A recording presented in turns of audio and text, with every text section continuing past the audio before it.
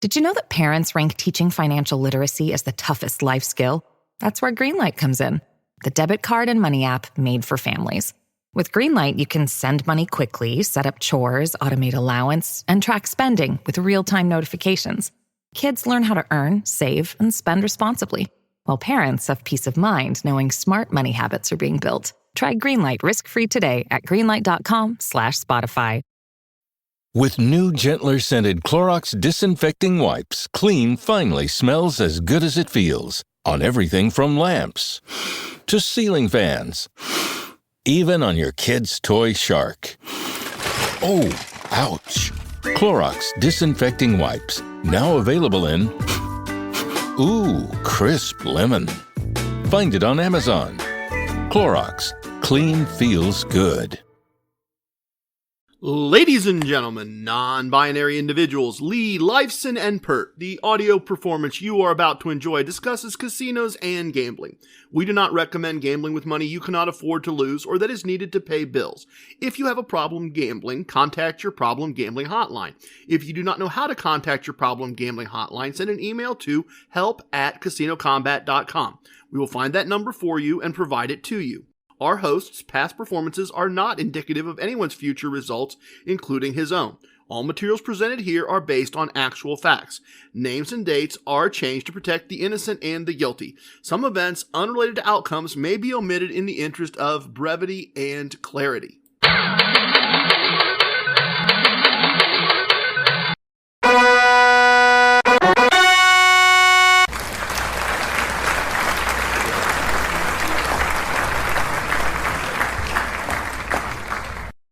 It's me, it's TRG, the Ramblin Gambler. All the world's indeed a stage, and we are merely players, performers, and portrayers, each another's audience as we welcome each other to episode 118 of our Casino Combat podcast. You know, we have not done this in a while. Let's consult the big book of numerology as we get started here and see what episode 118 is supposed to be about. What is the number 118? Well, the big book of numerology informs me that the number 118 energy feels an urge to explore new ideas, new physical locations, and new ways of doing things. Okay? Fair. Explore new ideas. Yeah, kind of always do that. And new ways of doing things. Yes, exactly. And new physical locations. Okay, I actually do have somewhere in the mix of this some new locations, including a new hotel and a new casino to tell you some things about. I guess the numerology works once again for this episode. It is amazing how often that always seems to happen. Before we get to the battle plan, full transparency, full disclosure, I just pulled the outline for the episode off the printer, something I've been working on for a while, putting together what I wanted to say to you today as we do episode 118, and my first reaction was, boy, that's a stack. We got some stuff to go through here, some really good stuff. I got a lot of things to share with you, but if you're looking for brevity, if you're going on a short drive and you're listening to me in your vehicle, you may need a couple trips to get through this, and hopefully that's a good thing. Hopefully plenty of content here for you to enjoy. So here's the battle plan. We received a question via email, and I'm going to respond to that in a Questions My Sons Ask segment to start things out. Then we're going to have a moment of casino wisdom and do a beginner's level look at one of the most important casino wisdoms. And don't let that beginner tag put you off. Even for experienced players, I think there will be a unique way of seeing and understanding something that I use as a tool, a very fundamental tool, in my opinion, for casino success. A way of seeing things a bit differently, a way of exploring new ideas and doing new things. There we go. That 118 energy is in place. And this is really a segment that's the start of a series of segments that's part of a bigger idea I want to share with you over this and some future episodes. So I'm going to follow that up today with another part of this. That's a way to say that. I'm going to do a core concept segment and really dig into table exit strategies. And we will see in following episodes how these two different segments are going to come together and be a bigger idea. In fact, maybe it'll have to be a moment of concepts episode segment next week. We'll have to see how that goes. I have several variations I want to show you on the table exit strategy side. Some different things I use and hopefully illustrate how you can implement these ideas in your own game.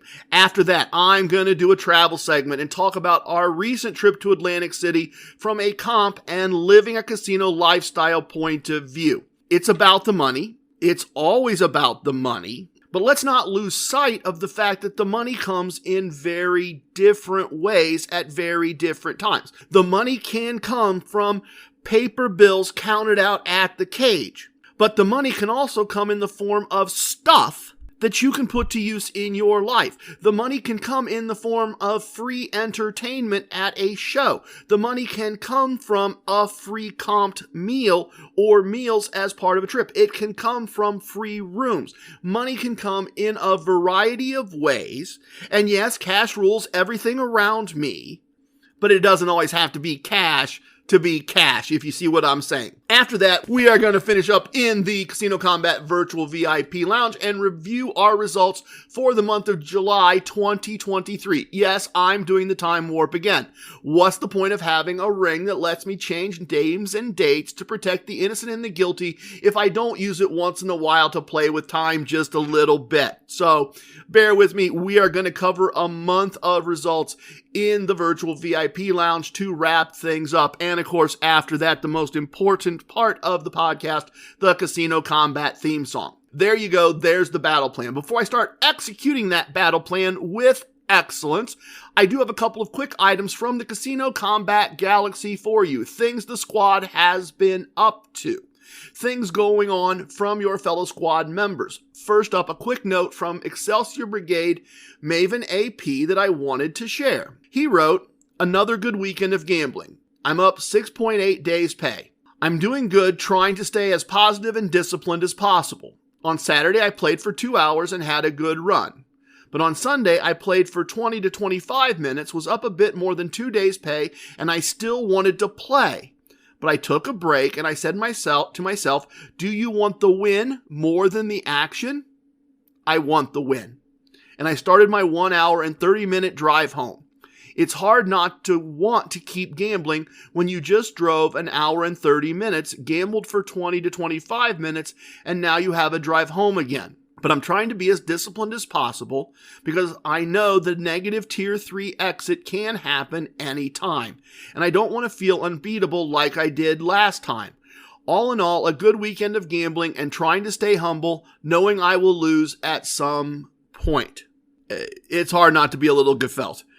This is just great stuff. This is great evolution in one of our squad mates. Just my opinion, but what we are seeing here is in fact the evolution of a player to a professional, taking a break, employing a casino wisdom number 33. How many times do I say, stop, take a break, then make your plans? Casino wisdom number 33 is right here. You have to want the win more than you want the action. And it is hard. It is hard. That's why there's a casino wisdom to help us with that. And that's why it's so wonderful. I am so grateful to hear that a casino wisdom did what it's supposed to do. In that moment, in that particular point in time, our squad mate, Maven AP, our Excelsior Brigade member, stepped away, stopped, and remembered the casino wisdom, and then made a great choice based on that. And I certainly understand the feeling of, I drove and I want to play. That's why I came. Or is it? Did you come for the money? In this case, Maven AP was there for the money. But let's take a quick minute and look at that math. That I want to play, that's why I came, and I drove all that distance. A 90-minute drive to the casino. A 90-minute drive back. Call it 30 minutes total to enter the building, find a table, play, cash out, and walk back to the car. I clocked that in at about 3 hours and 30 minutes. 3 hours and 30 minutes to win more than 2 days' pay. Less than half a day's effort to win 2 days' money. That's amazing. That's efficient. It doesn't happen that way very often, but imagine if it did. Every other day, you spend less than 4 hours, you go to a job, you come back, and you've earned the money you need to earn to spend your life for the next 2 days. And the rest of your time is yours. To me, that's wonderful. What a great way to live. Imagine if that was repeatable that efficiently. And it's repeatable. It's just not always repeatable in that amount of time. Imagine a conversation with a friend that goes something like this. Hey, what'd you do yesterday? Oh, I went to the casino in the morning and then watched some Netflix when I got home. Caught up with some reading I wanted to do. What are you going to do today? Anything I want. Anything I want. The money's taken care of. It's a wonderful story in so many ways. It's a wonderful evolution in so many ways. It's a wonderful application and a gratifying application. Thank you so much, Maven AP, but a wonderful application of what I've been talking about here. Thank you for showing me that this has value. Thank you for letting me share that value with everybody else. Maven AP, keep up the good work. No pun intended. The other item today was brought to my attention by Atlantic City Empress, the ace of casino combat, over lunch with Dr. ECE and Mrs. TRG in the VIP lounge at Ocean Casino in Atlantic City. She felt strongly that as we enter the 3rd year of the podcast, with East Coast Emissary earning a PhD, an Inner Circle member VCPD being named Defender of the Commonwealth. Commonwealth, of course, is spelled with a K. That's obvious. Should be very obvious. Given all of that, ACE felt Mrs. TRG needed a call sign upgrade. Something beyond just Mrs. Me, basically. ACE also shared that in her phone, she has the contact information for Mrs. TRG with the notation Goddess of Casino Combat. So here's how I see this. Here's how I'm parsing this out.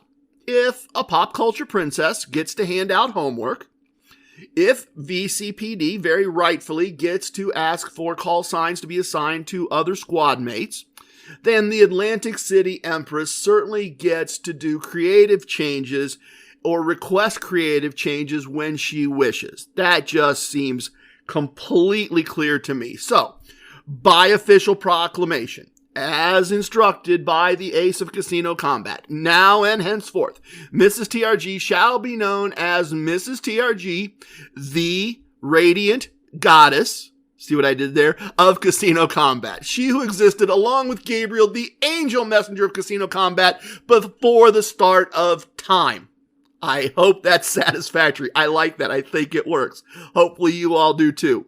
Thank you, ACE, for correcting my omission. I am grateful and I appreciate the observation. Okay, let's get started with the battle plan. Questions my sons ask is up next. What?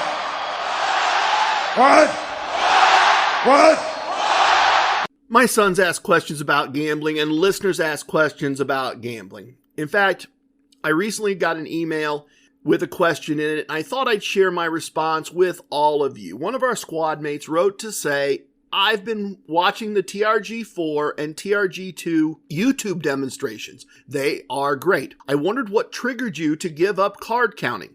These strategies are a radical departure from card counting. I was a card counter until the casinos went to 6 and 8 decks and mostly shuffle machines. I enjoy trying to influence the dice with the chopper toss, but I will try the don't side with TRG1 and TRG2 this weekend. When Gabriel tried craps, what was his betting strategy? Thanks for all the information and casino stories, Dice Shark. I love Dice Shark. What a great call sign. That's wonderful. I like Dice Shark a lot. And I feel like in some ways I've answered this question a few times, but this also shows how wide TRG Enterprises, as Nakatomi Tony recently called it, it shows how wide TRG Enterprises has grown. There are people that have seen material on YouTube, that have seen content on YouTube, that have maybe not listened to all the various episodes that we've done, that maybe have not heard the answer to this question. And then there's also the possibility that some of you are new and wondering this. And it's also true that this information has kind of been spread out across various episodes in various stories. So a great opportunity here to respond to Dice Shark's question and kind of bring this all together. And I'll get to the Gabriel piece in a minute, but let's start with what caused me to give up card counting. Because yes, these strategies are a radical departure from card counting. The very idea that a game, a wager, a close coin toss wager can be beaten simply with money management, discipline, bankroll, all the things we talk about here is a radical idea, an idea that a lot of people reject. And so let's talk about that. What was the trigger? Honestly, a combination of the school of hard knocks and practical reality led me away from card counting. Being able to count cards at blackjack in a casino is difficult but doable, at least for me. But the bankroll required to do anything more than scratch out just something more than a modest win over time is huge from my point of view. Now, there are lots of different thoughts on card counting bankroll calculations, but the ones I see most often that reduce your risk of ruin to a single-digit percentage end up around $10,000 per $5 of unit size. So if you have $5 tables available to you, which do exist in North America, but not nearly as often as they used to, I'm not sure I could get to one if I wanted to. Maybe if I really thought about it and dug in. Maybe some Monday, Tuesday, Wednesday mornings, some places within 3 or 4 hours. But there's not a lot of them. But if you got a $5 unit size available and a $10,000 bankroll that you can afford to lose, and you want to go out there and scratch out small wins, that's your numbers. And I'll point out that that's a lot less than I started this podcast with. A lot less than $10,000 is what I started all this with way back in episodes 1 and 2.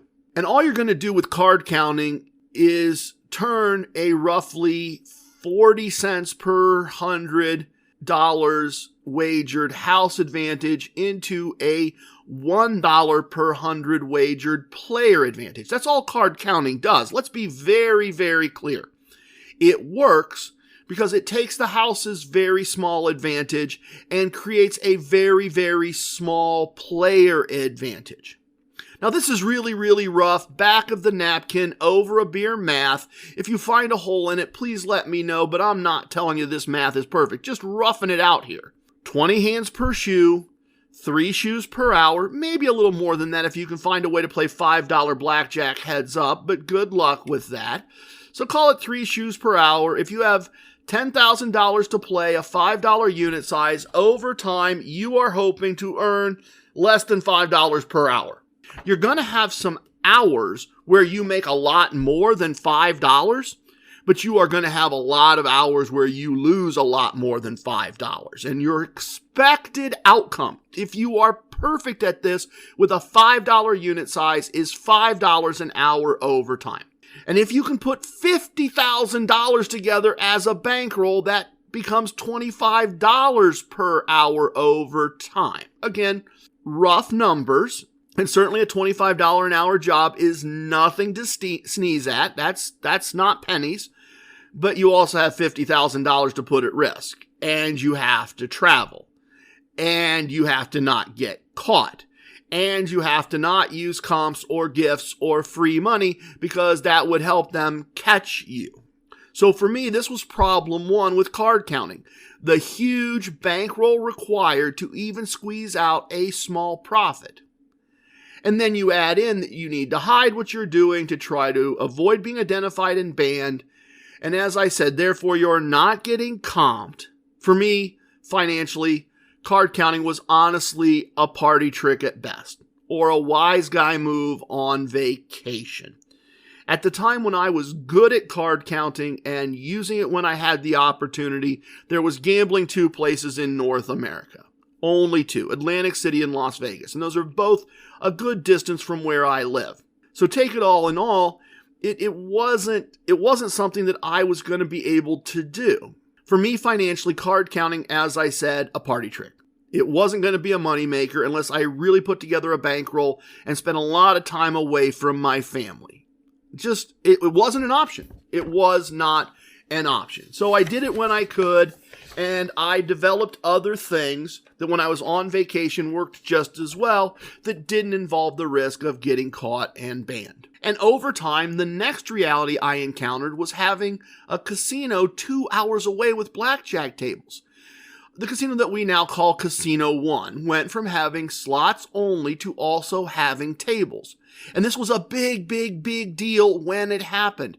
This was the closest I'd ever been to a casino with blackjack available on a regular basis. I could, on a slow work day, send the kids and Mrs. TRG to school, go play, and be home the same day. And as a couple, Mrs. TRG and I, having teenage children of responsible age, could occasionally do a quick overnight trip and enjoy some of the comps and gifts that went along with being a casino regular. But the reality was, I wasn't going to hide that I was counting cards for very long if I tried to do card counting now that I had just one, small casino with a small staff available to me.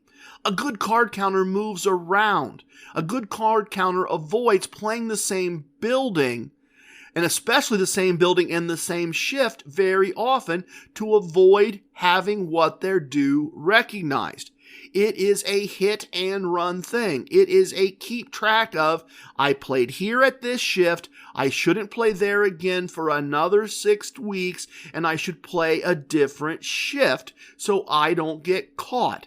Getting identified as a card counter at Casino One would have meant losing the only place that I could regularly play.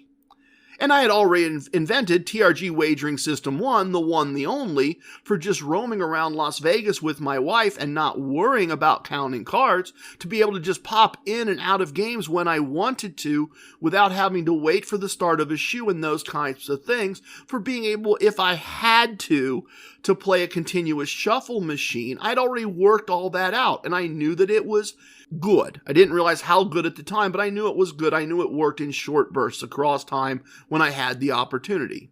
It had worked just fine. And for the first time in my life, I started getting comped free rooms, free food, free concerts, all the great casino lifestyle things that I quickly learned I really enjoy and that add a profit, even if I occasionally got beat up a little bit on the cash side of things. I was on to an idea. I was on to something bigger than just card counting, a way of seeing that I didn't need to just beat the game of blackjack, as one of our casino wisdom teaches us. I only needed to beat the game of casino gambling. Fast forward, and a casino opens 3 minutes from my house that was part of the Caesars brand. I was set and ready to go with a tested wagering system. I could play on a regular basis like it was a job. And the funny part was, since I was doing TRG 1 unit, 2 units, 4.5 units, dealers and pit bosses at first thought the 4.5 unit bet was an anger bet, that I was a new player. These were all green dealers and very green pit bosses. They'd only worked in the industry for a few weeks, and I was an experienced player with decades of history with the game. So I wasn't angry, I was playing to my plan, but they saw me as a new player they didn't know who lost and bet bigger and lost and then made a really big bet, and if he didn't win, he left. I was just playing my strategy. And over time, they got to know me a bit, and they got to see me play more and more often, and a couple of the dealers asked quietly, "I won't tell anyone, but are you a card counter? Are you? We're wondering. I can't figure out how you win and other people lose." And I explained that no, I wasn't counting cards, that I could, that I had, but I didn't anymore. I didn't need to count cards to beat them. I just needed to win 1 out of 3 hands in a game where I should win half, and I needed to know when to walk away. Some dealers thought I was brilliant. Some thought I was an idiot. Honestly, as long as they don't think I'm a card counter, I don't really care what they think. In fact, in many ways, if they just thought I was an idiot, that would be better, but those days are long past. So that's how I went from card counting to money management and discipline and a wagering system, and the idea that adding more money to unit size when just adding more money to wagers doesn't work, would allow me to employ the principles of the martingale without running into the limits that the house imposes to make sure you can't use a martingale. And that's how we got to where we are today. As for Dice Shark's last question, Gabriel, the angel messenger of Casino Combat, has used a wide variety of techniques on his journey from blackjack to craps. He's worked on his dice sets and his toss for hours. If he is stick left 1 or stick left 2, he lands the dice consistently and lightly right in the corner near the wall. As far as wagers go, he is a pass line better when he throws, not when others throw unless he knows them and likes their previous results.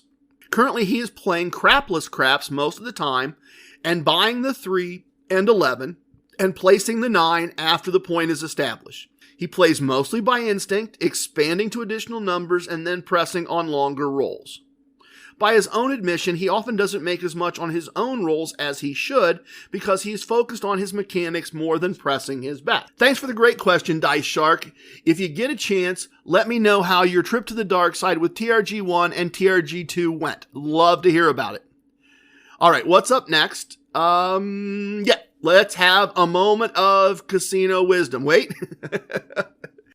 Okay, yeah, wait. I almost transgressed the unwritten law there. Let's hold up. I don't need to get fined by the internet authorities and the Council of Creators. Dice Shark mentioned he had watched my YouTube videos in the TRG Wagering System playlist. As a result, I am obligated before we go forward by the Council of Creators to first mention that on our YouTube channel there is a playlist called Boot Camp. And of course, camp is spelled with a K. The Boot Camp playlist teaches the fundamentals of good casino gambling in a series of short lessons.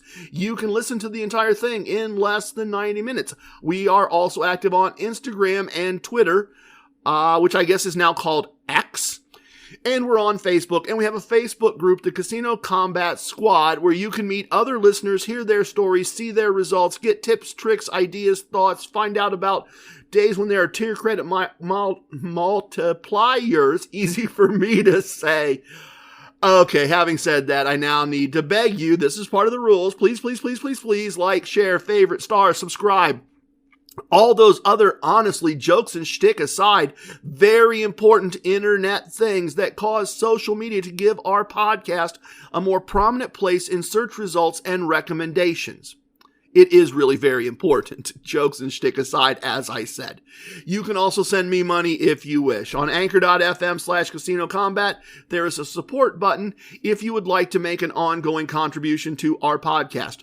You are also always welcome to send a tip to your casino coach, assuming that's me, and assuming you spell coach with a K, via PayPal. Just use the email address trg@casinocombat.com and feel free to send that over. It is always appreciated, and we always do our best to put it back into the podcast, back into the content, back into the platform. We do our best to pay it forward and buy the coffee, and we are very, very, very appreciative. There, I followed the code.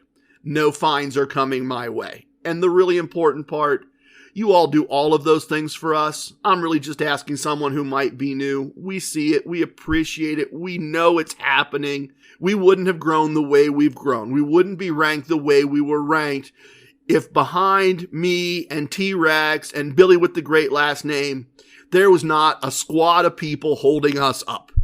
And we are truly grateful and humbled, and we appreciate everything you do in ways large or small. All right, now I'm allowed to do the moment of casino wisdom. REI Co-op presents a perfect outdoor moment with the perfect gift. Woo! Picture this. You're ripping with your favorite person. Bluebird skies, blower powder, and frankly, you're skiing like legends. So sick. Another lap? Thanks to REI's curation, from lid to sticks, you nailed the gift. No way. How'd you know? Does it get more perfect than that? Give without guessing. Shop in store or visit rei.com. Hi, I'm here to pick up my son Milo. There's no Milo here. Who picked up my son from school? Streaming only on Peacock. I'm gonna need the name of everyone that could have a connection. You don't understand. It was just the 5 of us. So this was all planned. What are you gonna do? I will do whatever it takes to get my son back. I honestly didn't see this coming. These nice people killing each other. All Her Fault, a new series streaming now. only on Peacock.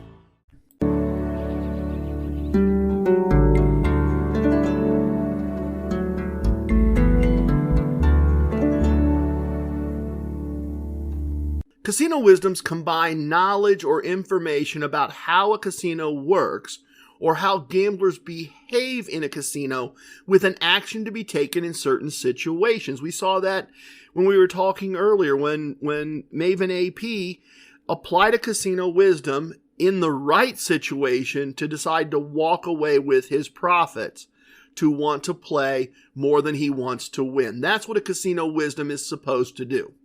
Now, specifically today in this segment, I wanted to talk about casino wisdom number 60, which is so very, very simple.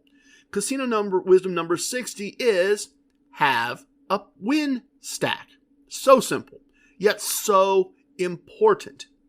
And I have a specific reason for digging into this today, but let's start with the reason for this wisdom. Let's start with the knowledge or information that I have seen and experienced that caused this wisdom to be created. I have observed that many gamblers at one point, including myself, would just have a pile of chips in front of them. Some didn't even stack their chips. They just had literally a pile, just unstacked like a big unbuilt pile of Legos in front of them. Others mix all kinds of different chips together in one big stack. In fact, sometimes to the point where I'm interested to see if that stack will fall over and make a big mess and we will have to sort out whose chips belong to whom. There's no real rhyme or reason to how their chips are placed in front of them. Others will stack their chips by color, even going so far as to put them in stacks of the same size. So red chips in stacks of 5 or 10, which is 25 or 50. Or green chips in stacks of 4 or 8, 100 or 200. But those stacks are all placed side by side. Yes, they can quickly be totaled, but they convey no real information other than the total amount of chips the player has on the table. So Casino Wisdom number 60, have a win stack, addresses that observation, which is to say that knowledge about casinos and players, and it dictates an action. Have a stack of chips that is the chips you have won, separate from the chips you started with. By definition, the win stack can only exist if the play stack also exists. And this creates the two-stack system that I call the abacus, the primitive computer that shows me the status of my game at a glance. The play stack, 10 or less, showing me that if it's less than 10, I need to catch up. And the win stack, which tells me if I've profited and how much profit I have, and shows me if I'm ready to have a negative or a positive exit. Or perhaps ready isn't the right word. Perhaps should be preparing for a potential positive or negative exit. The two stacks that tell me when I have profited one or more chips and what my next bet should be. Do not underestimate, maybe that's the wrong way to say it. Maybe that's the arrogant professor way to say it. For me, this is a very, very important and powerful tool. It is the equivalent of a calculator or a computer done in primitive form, doing like beads on strings or beads on sticks, that tells me where I am at the game. And I said this was going to be a beginner level segment, and it is, but let me pause just a minute before I get to my main point and provide a PhD level tip. I am a doctor of stackonomics, the use of multiple stacks of chips that changes and evolves during the course of a play session. If you're programming a real computer, you have these things called variables and tables and arrays, and you can create and change those as needed. As a doctor of stackonomics, I often do the same thing. In reality, since I'm buying in bigger than one buy-in right now, I often start with a play stack of 10 chips, a win stack of 0, and an air quote next play stack sitting behind the play stack. So I have 3 stacks that I'm managing. And we're going to talk about exits in the next segment, but often if I have a positive exit in progress, I have the buy-in stack that I'm not going to touch, right? Not going to touch that at all. The play stack, which is now chips that I have won that I'm willing to lose before I leave, and the go home stack, which was the win stack until it became the don't touch this, we're going home. That is an untouchable stack that I am adding to until it's time to leave the table. Also, in some situations, if I've lost enough of the play stack to need to pull in the quote, air quotes, next play stack, I have a play stack, and the win stack is now the get even stack. The name of the variable has changed. The name of the label on that little part of the felt has changed in my mind. That is the get even stack, get back to what I bought in for, and then start the process of trying to get to the win that I'm trying to do. The ability to actually have a win stack back in play at some point. I'm sorry, I did ramble a little bit there, but that's an important perspective for our more experienced squad mates. If you're just starting out, don't worry about that. Worry about play stack and win stack and the information that it's going to provide to you. What I want to focus on today was the play stack implied by the win stack and what it tells us about our chance of recovering from a loss or a series of losses. You see, that play stack and how much it's been depleted is a measurement of your chance of recovery. And that's especially true if you're playing TRG4 Win More, Keep More, as taught in episode 97. And let me mention, if you are not familiar with TRG4, as I said, listen to episode 97. It's explained there. It's explained there based off of what is taught in episodes 62 and 63. That's TRG2, always be grinding. And there is a flow chart for TRG4 available in the Fred section of the website, and that's compliments of East Coast Emissary, PhD. I recommend starting with a 10-unit buy-in. That's the play stack. And we have that imaginary square that we've imaginarily drawn on the felt in our mind that is where our win stack will be. Now, this math is an idea, an illustration of a concept, an indication of a way to think, not the actual math. Okay? Not the real math. Just an idea, a way to use the chips as a tool. You can think of the chips remaining in the play stack as your percent chance of getting back to even on your play stack. Again, not the real math, it's an idea. We would need to calculate the exact chance of getting even for each type of wager that you could apply TRG4 to. And that's not what I'm doing here. I'm applying the idea as a quick in-game tool. So let me illustrate. When you buy in and create your stack of 10 chips, or anytime during the game that your play stack is exactly 10 chips, your chance of having 10 chips in that stack is 100%. Each chip represents 10% in this model. When you have 10, there is a 100% chance that you have 10. If anybody comes up to you and says, hey, I'll bet you don't have 10 chips there, as long as you're sure, take the bet. You have 10 chips there. You have a 100% chance of having 10 chips there if there are 10 chips there. If you don't make a bet, there is a 100% chance that the stack will stay at 10 chips. Conversely, if you have played your play stack all the way to 0, something I do not recommend, something if you've listened for a while, you know I do not recommend. I recommend walking away with some of your buy-in just from a discipline and self-control point of view. But if you play your play stack all the way to 0, you have a 0 chance of winning your way back to 10 chips with the chips in the play stack. If there are 0 there, you are not betting and you are not getting any of that money back.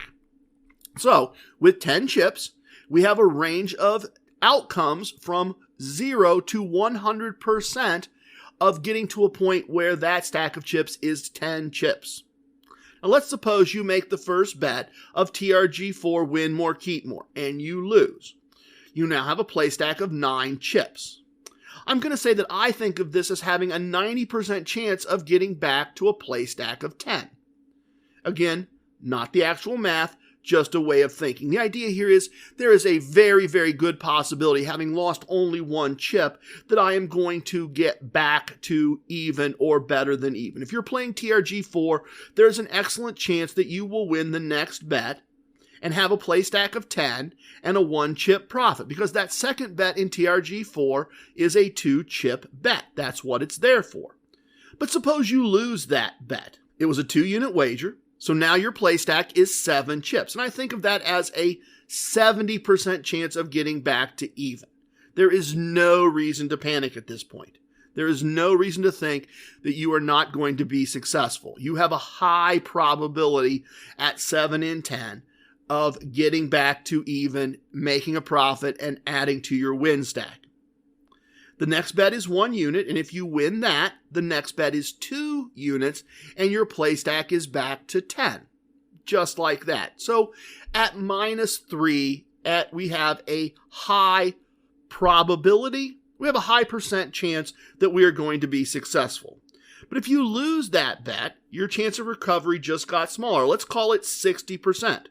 You need to win more than just a couple of hands to get back to a play stack of 10 and a profit. Lose another, and you now see your chances of getting back to 10 units as 50-50. Lose another. You have 4 chips in your play stack. This is why I use a negative exit point to determine when it's time to leave the table. I think of my chance of recovery from this point as 40%.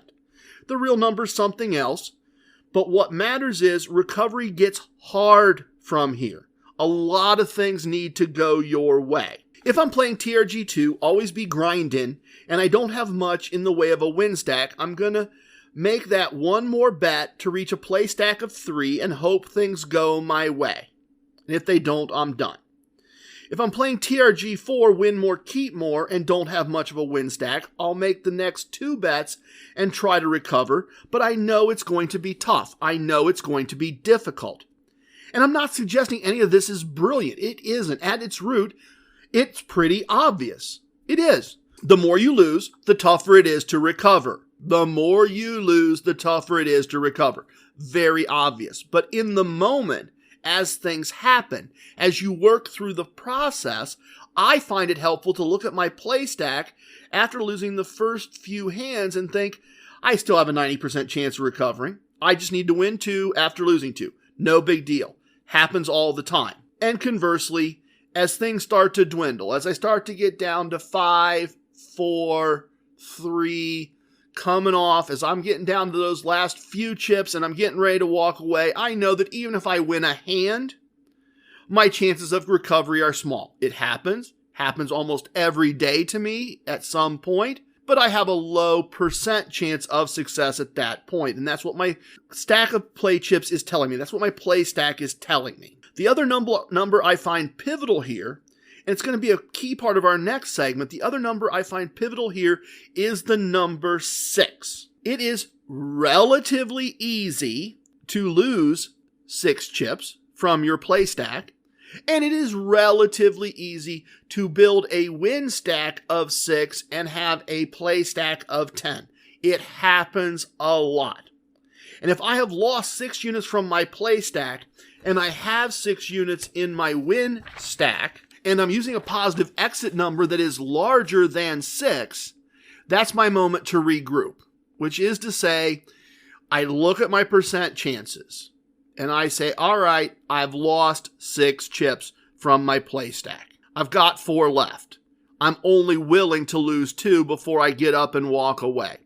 If I lose 2 more and I have a play stack of 6, then I'm going to walk away -2. Instead, I regroup, which is to say I pull 6 chips from my win stack to my play stack and start over trying to reach my positive exit number. I don't try to fight the trend that recovering with only a 40% chance is likely to occur. I'd prefer personally to start over. Regardless of what the actual number would be for a specific wager, using this illustration, my chance of recovering from a 4-unit play stack to a 10-unit play stack is less than 50%. Regardless of what the actual number would be for a specific wager, I don't have a good chance of success. And this is frustrating for sure. Things have been going well. I've built up a win stack of 6 units, 6 chips. I'm close to my exit number most likely, and bad things happen. Maybe a single hand with splits and or doubles really reduces the play stack because it doesn't go my way. If you would be at the same table with me, you might hear me sigh and say, I guess I'll start over. For me, as I said, I'd rather start over than walk away from the table with a small negative exit. That's just my preference. That's how I handle this. That's how I handle regrouping when I end up at that weird tipping point of I've got 6, I'm trying to get to 9, I've had a loss and a series of losses, and I'm either going to try to play from underneath and have a recovery that's unlikely, or I'm going to start over. I'm picking starting over. When Casino Wisdom number 60 teaches us to have a win stack, it's also teaching us to have a play stack. The size of the play stack is a measure of our chances of recovering to 10 units and adding 1 unit to the win stack and reaching our positive exit goals. Understanding what the play stack is telling us about our chance of recovery can help manage the emotions many of us feel around losing, as well as help us to decide when it is time to regroup or accept that a negative exit is likely to occur. The next item on our battle plan is a core concept segment, and we're going to look at the win stack side of things in great detail. I am so excited for this spa day. Candles lit, music on, hot tub warm and ready. And then my chronic hives come back. Again, in the middle of my spa day. What a wet blanket. Looks like another spell of itchy red skin. If you have chronic spontaneous urticaria or CSU, there is a different treatment option. Hives during my next spa day? Not if I can help it. Learn more at treatmyhives.com.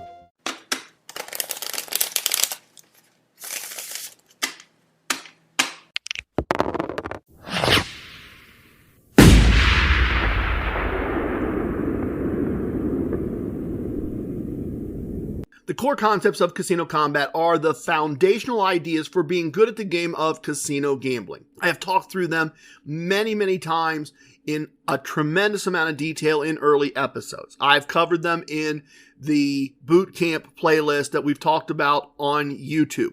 Recently, in episode 116, I reviewed and updated them to be more reflective of how we've evolved some of our verbiage since those first few episodes. If you're trying to win the game of casino gambling, if you are new by any chance, if this is the first episode and you're going, hold up, I'm understanding that you're a guy named TRG, and I'm hearing that you spell a bunch of stuff with a K, and I am going, what are the core concepts? And I don't even realize perhaps that concepts are spelled with a K. You need to understand these things. There is a blog post on the website, as I said, the boot camp playlist, the early episodes. Go back to episode 116 if you want a fresher take on things.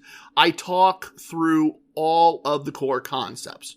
And I am firmly of the opinion that if you couldn't sit down with your cousin, your uncle, your whomever, your buddy at the bar, and basically lay out the core concepts, then you need to spend some time reviewing them. You need to internalize them, in my opinion, to have success at this. If you think you found a way to have success at this and you're using a different set of concepts, or you have no concepts at all, then I also want to hear from you. TRG@casinocombat.com. Spell combat with a K. But this is the only way I know how to win, and it's the only way I know how to teach people how to win. And today I want to discuss one of the core concepts, which is win a small set amount and leave. So simple. Win a small set amount and leave. And that could be the table, or that could be the building, and that's a different topic for another day. But win a small set amount and leave. And that's filled with questions. What is a small set amount? How should the exit be done? And let's start with that small set amount. This should be decided before you enter the casino, or perhaps on a casino trip as you enter the table. And let's look at the options. Winning 1 is easy. Winning infinity is impossible. The closer your exit number is to 1, the higher your chance of success. The closer your exit number gets to infinity, the less likely it is that you will be successful. Now, using an exit number of 1 unit is a viable strategy. I have tracked this for years now. If you have lots of places to play and are not concerned about tier credits, a 1 unit exit is very viable. It's especially viable if you have a very large bankroll and can set a large unit size. I think with a bankroll of $50,000 and a unit size of 1,000, you would have tremendous success. buying in for $4,000 or $5,000 and leaving as soon as you're ahead 1 unit. Buy in for 5, walk when you have 6. I think you'll walk with 6 a lot. I think if you're playing TRG4, you will walk with $1,000 a lot. If your results happen to match my results over the past year, as I said, you would make a lot of money playing that way, roaming up and down the strip in Las Vegas. You would. I have no doubt about it. I've seen the numbers. I've tracked the numbers on my own. Every single table for years. Most of us don't have a bankroll that big. And I certainly want to generate, and myself included, let's be clear about that. I do not have a bankroll that big. Nothing approaching that I can afford to lose and not pay my bills. Just not happening. And I certainly want to generate tier credits and free tax-free imaginary money when I'm playing, because that's part of how I win. I win more than just cash. I win other stuff as well. So a number bigger than 1 is a better answer for me. And I'm probably not going to pick 2 or 3 units for many of the same reasons. So something greater than 3 and less than infinity. How do we set this number? For me, it depends on the exit strategy I'm going to use, and it's exit strategies that I wanted to talk about today in detail. It's exit strategy that I use to determine the small amount I'm trying to win and then start leaving. If you have a negative exit, your negative exit number is when you leave. For me, the positive exit number is when I start leaving.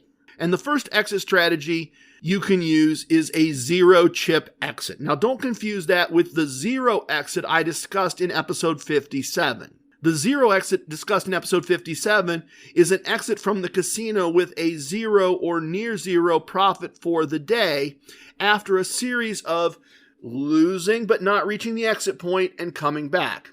Losing but not reaching a negative exit point and coming back. Repeating that multiple times and going, today's just not my day. I'm just going to take a 0 and leave, and I'll come back tomorrow. It's a good tool for realizing it's time to leave, but not winning the small amount that you started out with. Just leaving. So rather, a 0 chip exit is reaching your exit goal, reaching your positive exit number, and leaving the table without putting any more chips at risk. It is kind of the positive version of, I've lost 7 from my play stack, I'm leaving. I've lost 8, I'm playing TRG4, win more, keep more. I've lost 8 from my play stack, I'm leaving with whatever is in my win stack and whatever is in. I've reached my number, I'm done. On the positive side, I wanted to win 6, I've won 6. 6 is closer to 1 than infinity. I'm done. If you're gambling at a casino that you have easy access to, this can be a very viable strategy. A very viable strategy for hitting your number and walking out. And I use this strategy with TRG slot strategy, el numero dos, right? If you think about it, it's not chips, but it's coins. If a spin creates a profit of 10% or more, I'm done. I'm out. No more spins on that machine. No more wagers. No more money put at risk. Again, if you are new and you're going, wait, hold it. You've been talking about blackjack. You've been talking about bubble craps. You've been talking about all kinds of other stuff. What is TRG slot strategy el numero dos? Well, I have 2 slot strategies. They work together as a set. One is for free play, one is for playing with cash. It is all put together in an ebook because 28 pages is just too much to read in a podcast episode, and there are numbers and charts. But if you go to CasinoCombat.com and you go to the Fred section, you will find that Casino Combat Slot Tactics is a PDF ebook that you are welcome to download and put to use. And we have been testing it for years, and it is successful, particularly as part of a 2-strategy system using free slot play. Works well. We report the results each and every month. So I use a 0 chip, in this case a 0 coin exit strategy, when I'm playing slot machines with real money. If I have 10% or more at the end of a spin, I'm done. I am putting no more at risk. 0 more chips are at risk. On table games, I don't like 0 chip exits as much. Wins can occur in streaks, And I'm like a lot of people. I'd like to see if I can keep winning when I'm winning. I don't want to play more than I want to win. I want to win. But if I can set aside an amount I'm happy about and see if I can make the win bigger, I'm interested in doing that. And so for that reason, especially when I'm playing bubble craps, I use a 1-chip exit strategy. With this strategy, when I reach my positive exit number, I make a 1-unit bet. 1 chip at risk. If I lose it, I'm done. If I win, the next bet is 1.5 units. 1 chip and part of another chip. Perhaps if I'm playing $10, it's 15. Perhaps if I'm playing $25, it's another 10 added. I'm going up by approximately half a unit. And again, if I go up by half a unit and I lose, then I'm done. Essentially, I keep playing until I lose that 1 chip and whatever I've added to it as I've continued to win. If I keep winning, I keep playing. Usually that's another few bets, not much more than that. Sometimes it's a lot of bets, and as I keep adding more and more to the wager and keep winning, I'm accelerating my winning. I also set my exit point accordingly. With bubble craps, at least right now, my exit point is currently making the bet that would win me the 10th unit. So for example, I've won 9 units. I make a 1-unit bet. If I win that, I start a 1-chip exit. If I lose that, my win for the machine is 8 units and I'm done. If I win the 10th chip, I'm starting the 1-chip exit and I'm sure I'm leaving with at least 9 units. Very simple. I'm just going to bet 1 more. I'm not going to risk, particularly because of the way I'm playing bubble craps, having what is a decent win, the win I'm looking for basically, turned into a negative or wiping out everything that I've won. When I'm playing blackjack, I like a version of Dr. ECE's 3-chip exit as my exit strategy. And he presented it as win 5 units and then start a 3-chip exit. Basically, once you've won 5 units, put 2 units and your original buy-in aside as you're leaving with me money, and then bet the other 3 chips according to TRG4, win more, keep more. Bet 1 chip, win. Add that to the go-home money. If you lose, bet 2. If you win that bet, you have again 1 unit to add to your go-home money and 3 units to play with, rinse, repeat. Worst case, you made 2 units, 20% for your effort. If you can repeatedly make 20% on your money in the stock market, you are considered a genius. Don't look down on making 20% at a gambling table and moving on. That's a good return on your money. Sit down with 100 and walk away with 120 and do that over and over again. You're going to make a nice profit over time. Right? We don't need to be greedy. This is the very epitome of winning 1, in this case 5, is easier than winning infinity. Now, my variation of ECE's 3-chip exit is a little bit different. It's this. I start my exit at a 10-unit win. 7 chips plus the buy-in are my minimum leave the table amount, my small set amount, and leave amount. If we go back to our stacks discussion from a few moments ago, I now have 3 stacks as a doctor of stackonomics. My buy-in stack, my win stack, and a 3-unit play stack. If I lose the first 2 bets playing TRG4, win more, keep more, I'm done. I've won my small set amount. If I win 1 unit, I add it to the play stack. Now I have 4 units to play with. I have a better chance of continuing the game at this point. I can lose 2 hands and win 2 hands and keep playing. The next chip I win goes on the win stack, the money leaving with me stack. The next chip won goes on the play stack, making it 5 units. TRG4 plays really well with 5 chips. And at this point, I keep alternating wins until I have a play stack of 8 chips. Be honest, that's all I ever plan to risk playing TRG4. I plan to walk when the 10-unit play stack is down to just 8 units. The extra 2 chips are discipline chips, or chips to make a final split or double if needed when I'm playing blackjack. I'm fully funded at this point to play and add to my go-home money until a series of really bad things happen several times in a row. Getting to 8 units in the newly built play stack also creates the option of a next step to the 3-chip exit strategy. At this point, you will have taken a 7-unit win stack or go-home stack and a 3-unit play stack and created a 15-unit win/go-home stack and an 8-unit play stack. You can at any point decide to walk away with a nice profit. I do sometimes make and lose 2 or 3 wagers, look at the total of the win and the win stack, and decide that's a nice win. I'm just going to turn this play stack into part of the win stack. It's time for a break. It's time for the fountain. It's time for a root beer. It's time to go look at the Buddha statue. It's time to go check in with Mrs. TRG and see if she's ready to go get some food, see a show, go to a different building, what have you.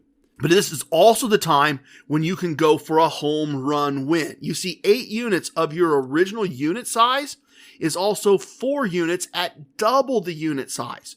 TRG4 win more, keep more, plays just fine with 4 units, as I just mentioned. You can at this point double the unit size and keep playing the same way. First win goes on the win/go home stack. Next win on the keep playing stack, etc. Again, if you get to 8 units on the play stack, you can again double the unit size and have 4 units and keep playing.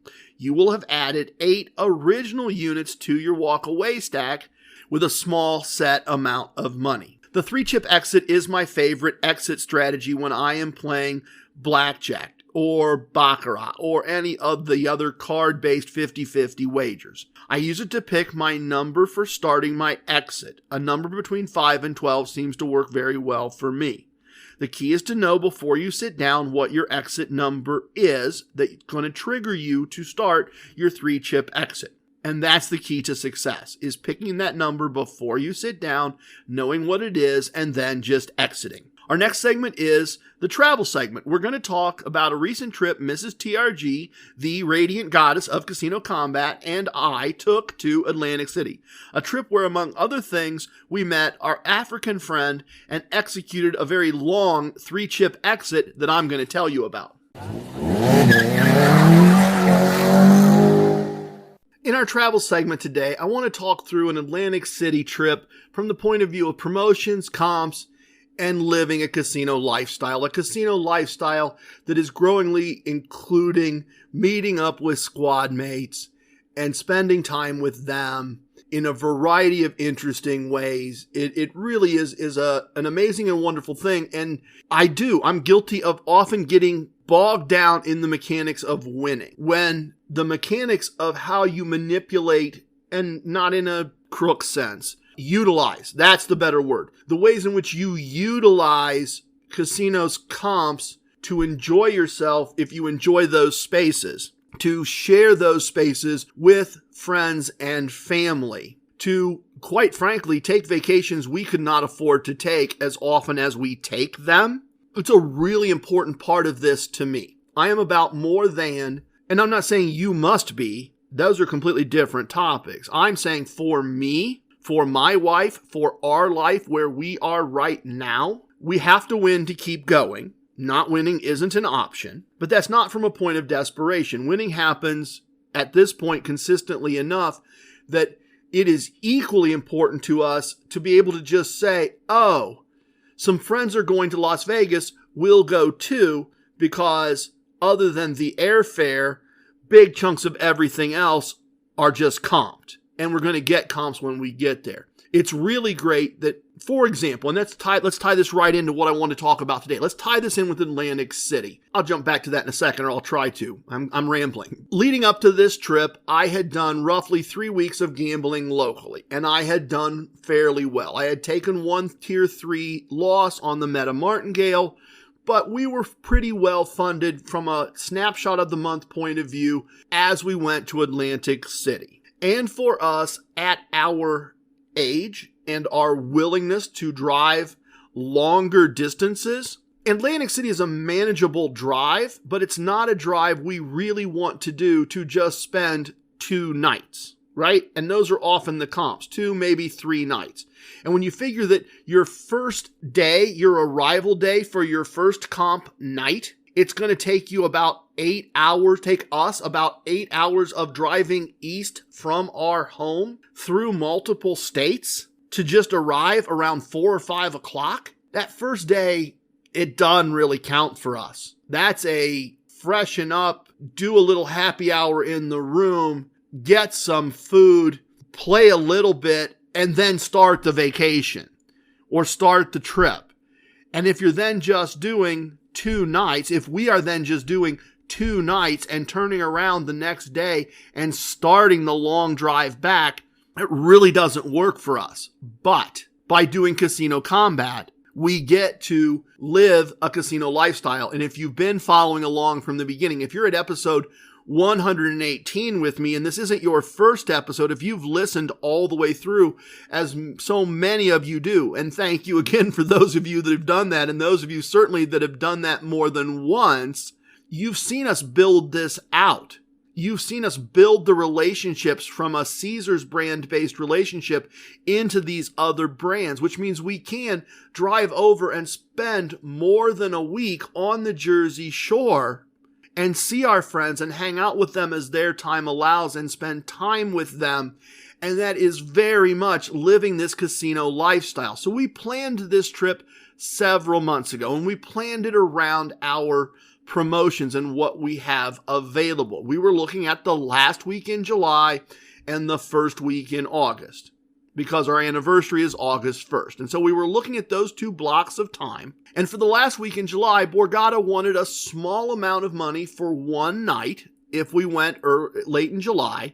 And Tropicana wanted a slightly larger amount of money for Saturday night the same week, but neither needed much money for either night, and neither brand wanted money for any of the other nights. Go forward 1 week, Borgata would only comp 1 night and wanted twice as much for nights 2 and 3, and Tropicana wanted money for all 3 nights, including a lot of money on Saturday. So there was something going on that was pushing the prices up. There was a concert, there was an air show, there was something that was pushing up demand.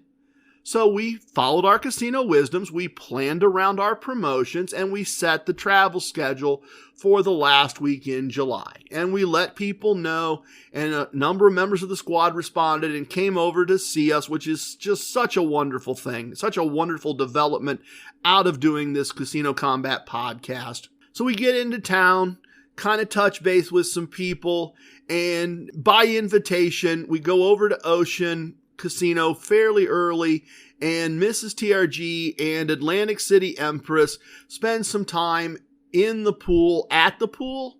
I'm not sure if they went in the pool or not, but they got to spend the day enjoying the pool, which is beautiful, by the way. I got to take a brief tour of it with Dr. ECE, and beautiful pool complex, indoor-outdoor pool complex, really well set up. I'm going to say it 3 or 4 times here probably, but Ocean is a wonderful resort. They have a wonderful casino, wonderful rules, which we're going to talk about, some wonderful amenities. It's a beautiful place. If Atlantic City was my almost all the time place to hang out and play, I would have a big relationship with Ocean, without a doubt. It is really wonderful, and we are really grateful to ECE and ACE for being such wonderful hosts and showing us around every time we're there. So the ladies spent some time at the pool, spent some girl time at the pool, and Inner Circle member East Coast Emissary PhD and I spent some time in the lab. And by the lab, I mean ECE has found something very, very interesting. The electronic table games at Ocean have very low minimum wagers and very, very high maximum wagers. So he and I went down to that lab and ran through some things he's been working on, he's been trying. These are exploitable games, folks. The reason that casinos set a minimum and a maximum that limits you to about 6, 7, at most 8 wagers, if you just keep doubling, is to prevent people from using a proven strategy that will work, the martingale. And they haven't, and Vegas learned years and years and years ago to protect, probably before Vegas, somebody learned with table maximums to protect their games against being exploited. Those same protections are not in place on the electronic games. If you had a large enough bankroll, you could just use simple martingale principles and exploit them. That's not what we've been doing. ECE has been digging up old strategies from the Las Vegas Strip when the Las Vegas Strip had very low minimums, and he's seeing that they can be applied to exploit potentially, that's why I said we went into the lab, these rather unprotected games at the casino he's in most often. So shore time in the lab, time to play some blackjack, and then a great lunch in the VIP lounge at Ocean with the two of them. ACE has been really educating us about the Jersey Shore. She has very gently updated my vocabulary a little bit, told me how things are described in that part of the country. She made sure that Mrs. TRG had some magazines and some material to tell us what was going on and some updates there. They've just both been very, very welcoming. In addition to a great lunch, ECE and I had a great run at the blackjack tables after we kind of finished our lab time. We've played together several times on various visits, but we have never had much luck. We have gotten hit pretty early and then wrapped things up. And this visit, we both had a nice long winning session at the blackjack tables. I won something very close to a unicorn hand. Now, I consider a unicorn hand in blackjack a hand split 4 times and doubled 4 times. That's my unicorn hand. Something I've never seen anyone do. Something I've never played. I still have not. But I did have a pair of 4s versus a dealer's 5 that got split 3 times and doubled 3 times. And fingers were crossed, toes were crossed, teeth were chattering. And I won all 3 of those hands. Really, really neat. Haven't had one of those maybe ever. Maybe ever. I'm not sure I've ever had even a 3x3, if you will. So we had a nice run at the blackjack tables. We had a wonderful lunch, a wonderful day at Ocean all the way around. As I said, just a beautiful property. Picked up some free t-shirts. And once again, oh, hey, we've been to this casino 3 times. Sure. Thank you for the gift of a free t-shirt. Who doesn't like a free t-shirt? Dr. ECE even gifted me a copy of his player's card so I didn't have to pay for parking on the way out. And he had enough knowledge about that casino to know that neither one of us was going to get flagged as having broken the rules if we both used the same card to exit. And yes, Mitch, I cheated them out of $10. We spent the evening gambling at Borgata, winning some money, and playing through some free slot play that they were generous enough to provide to us because... New Icy Hot. Nighttime recovery. Relieves pain at nighttime while your body recovers. Icy Hot. You're so back. Your earbud fell in a coffee cup. You need a taco pick-me-up. When modern life gets rough, grab the timeless taste you love. Paso, the old El Paso. Pause, we use their credit card. And that's very, very nice of them. We really appreciate it. And let's pause for a minute. End of day 1. Casino lifestyle. Because we're good at gambling and at certain games. And we're good at the game, the bigger game of casino gambling. Comped room, high floor, wonderful view, because that's one of those free perks that they give you if you have their tier 3 card with MGM. They upgraded us to the nicer room and the nicer view just because of the card we had. We went to Ocean. We met with friends. We had the full run of the place with them because of their tier status. We enjoyed a wonderful lunch in their VIP lounge and some wonderful drinks because of their tier status. We picked up some free shirts because of our tier status. We went back to our wonderful hotel room, comped, and had a great evening and had a great time and played free money because we used their credit card. Benefits, benefits, benefits, benefits, comps, comps, comps, comps. A casino lifestyle that I was going to say cost us virtually nothing. The reality is it didn't cost us anything, maybe some tips along the way, And we finished the day with more money than we started because we're pretty decent blackjack players. And even if we weren't, we spun all the free money through that they gave us for buying our groceries with their credit card. And we took all that free money because we'd used TRG slot strategy number 1. Next day was a spa day for Mrs. TRG. And if you're saying, wow, it seems like she does spa days all the time, she does. And I am so happy to just proudly say she does. In fact, I was talking about that with my Padawan recently, and I said, I just see those as a wonderful fit. She gets to enjoy something she really likes at the spa, something that early in our marriage, she would have never dreamed of spending that amount of money. A day at the spa in the casino, getting massage at casino prices would have been the kind of thing early in our marriage that was an extravagance.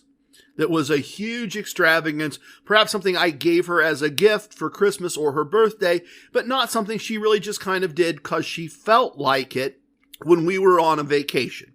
And the reason that I am so much a yes on this, the reason as I was explaining to my Padawan that I'm such a yes on this, is that it does two things. The first thing is I go to work. I go down to the casino, I find a good table, I play TRG4, win more, keep more.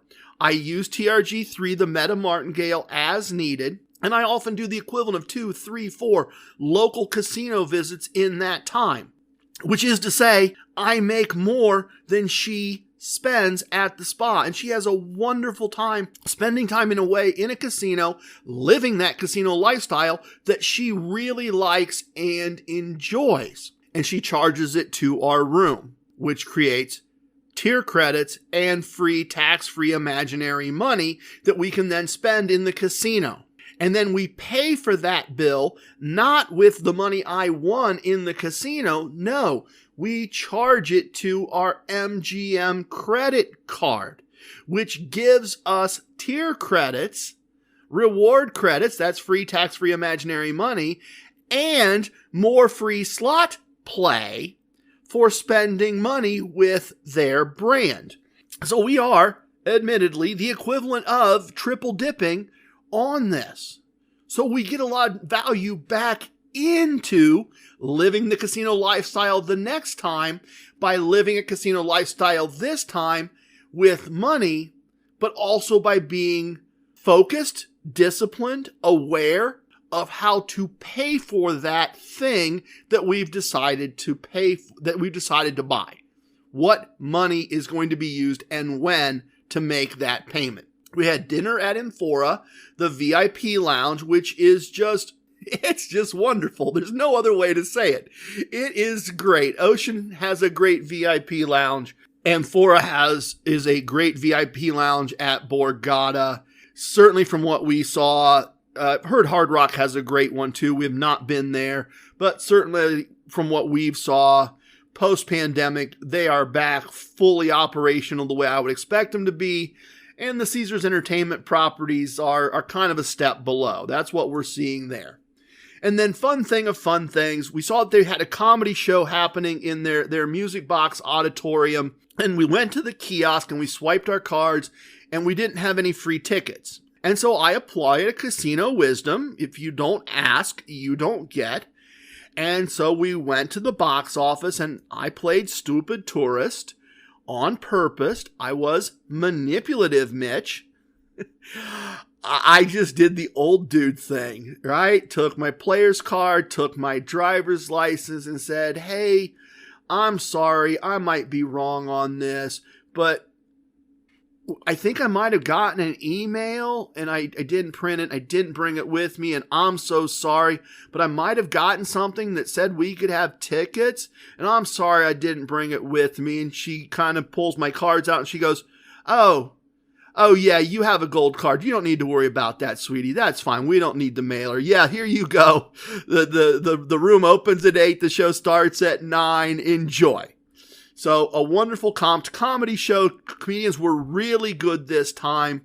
And notice that while we are living a casino lifestyle and while we are living in the casino, we are not spending all our time on the casino floor putting money at risk. I'm spending some time putting money at risk the same way I would at home, and maybe on a bit of an accelerated level because I got stuff to pay for and I got time. But I'm just putting time in the same way I would at home. Mrs. TRG is in the spa. We are enjoying the room for happy hour. We are going down to the VIP lounge and having a great meal and drinking some really nice scotch, if I'm being honest. We're playing a little cards because we've got a show to do. Then we're going to the show. Then coming out of the show, we're playing some more cards, and then we're wrapping up our evening. It is not play. That is not the kind of gamblers that we are. And the next day we checked out, did some touristy things at Cape May, which is a nearby community, and checked into Resorts Casino for a comped evening. And Resorts is always mailing us all kinds of offers and offering us free rooms, and so we wanted to see what it was like to stay there. We were perfectly prepared to be unhappy with the room. That's why we only booked one night. Very happy with the room, very happy with our dinner at Margaritaville, very happy that they gave us a power bank, which is basically a brick that you charge and throw in your bag and then use to charge your other items if you don't have an outlet, something we will certainly use in our travels. And they gave us some free bets to use on the blackjack table. And let me provide just a little bit of perspective here. Let me pause a minute and highlight this. Let me provide some perspective. Last year, we gambled at Resorts on the Atlantic City Boardwalk 1 or 2 times. Nothing major. An hour or two of blackjack. We basically stopped down that way on that end of the boardwalk to enjoy their beach bar, enjoy their view of the ocean and the beach, have an appetizer, protect them from the seagulls. And in return for that, they were more than happy to have us stop in for a comped room. As I said, we took one night. They would have gladly given us a second night if we had asked for that. They were willing to give us a free gift, which we will use, and they were willing to give us bets in their casino. Little bit of gambling, couple of occasions, up to 2 nights of accommodations, a nice gift, and nice free money to play with. And this is how we are able, as I said at the start of this segment, to take these long vacations at a very low cost to us. We spent the evening at Resorts at the blackjack tables, and after only a few hands, we met our African friend. He was actually from Africa. That's not just a pop culture reference. Insert casino chips here for those who have been around a while. And he told us directly, I am from Africa. I have played this game for 15 years. I have to get my money back.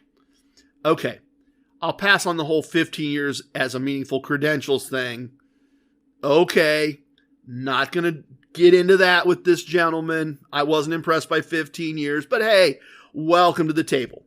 And he only had a few chips. Weird, big stack of casino cards. Like a card must have been for every place on the boardwalk, and just a tiny amount of chips. And I didn't think he was going to be around very long. I didn't think it was something I had to be concerned about. And then things started getting weird. He was really aggressive with the staff. In fact, while the pit boss was putting his information into the computer, something very similar to this happened. Could you check the VIP list? And do not look me in my eye. Don't look at me. You look at the pad, you read the names, and you look at me and you close your eyes. Look at me. Don't look at me. Look at me. That was a test. And then a few minutes, okay, not exactly like that, obviously, but very similar to that. He was very aggressive. He wanted things done a certain way, things that made no sense to me. And then a few minutes later, he loses a hand because he stands on a hard 8. He has like a 6 and a 2, total of 8. The dealer has a 9, and he stands. And the dealer, who seems to know him, says, "You stood on 8 when I had a 9. What did you expect? That's not what you're supposed to do." And the reply that comes back is, "This is all your fault. You know, I do what I am supposed to do. And yet your incompetence infuriates me." And look, I kind of laughed all this, and he continued to get angry, and he got angry with me. And I said, look, it's not a big deal. I'm just a tourist having a night out with my wife. And that I thought I was going to deflect him, right? I thought I was going to diffuse the situation. I thought I was just going to say, hey, I'm just a tourist. Take it easy on me. But that did not slow him down. Not in the least. He hits me with, "You are what I say you are!" All right. Okay. Jokes and fun edits aside, at this point, a security guard comes over and says, "We're friends. You can't act like this. I'm trying to help you. You need to calm down. They're gonna make me kick you out. I don't want to do that. You can't keep doing this." And he did. He calmed down for a minute, long enough to say he was sorry, but you don't understand. My paycheck, it's $1,200. I lost $1,000. I can't pay my rent. I have to get my money back. I'm from Africa. I'm playing for 15 years. I have to get my money back. And I'm going to pause here. And throw a lot of emphasis on this. This was like the 28th, 29th of July. He is saying, if I interpreted through the language barrier a little bit, if I interpreted it correctly, he had a paycheck of $1,200. He had lost $1,000. The rent was going to be due, presumably on the 1st, and he can't pay his rent. He has to get his money back. He has about $100, and he has to get his money back. And that is the reason for a lot of this theatrics, I think. Actually, theatrics may just be his brand. I don't know. Maybe if I meet him and he's winning, maybe a lot of this other stuff doesn't happen that's been going on. But now it's come into a bit of clarity. This guy is not listening to somebody like me. He is not, despite his 15 years of playing blackjack, he has not understood some of the basics, which, as I remind you each and every episode, is don't play with money you cannot afford to lose or that you need to pay your bills. He didn't know. He's acting a bit the fool and making everybody around him miserable because this guy is scared. He very literally has to get his money back. And the next was a bit of a crap fest. It really was a bit of a crap fest. He's yelling. He's screaming. He's touching the cards when he wants to split. He's winning a hand where he doubles his $50 bet with his last 2 green chips and he wins. And I am not exaggerating. I am not doing a bit. I am not doing a shtick here. He literally runs 3, 4, 5 tables down the hall through other guests walking down the aisle and throws himself on the floor. Thank you, thank you, thank you, thank you. And we're all waiting. Sorry, not winning. We're all waiting. We are all just waiting for him to calm down enough to come back. And the security guy who's his friend who's going over and saying, you need to go back to the table. You need to collect your money. And he comes back and we go back through the whole, you don't understand. I need to get my money back. This is my money. I have to get my money. I'm from Africa. I've been playing blackjack. 15 years. I've been playing blackjack. I have to get my money back. In this environment, we had really had enough.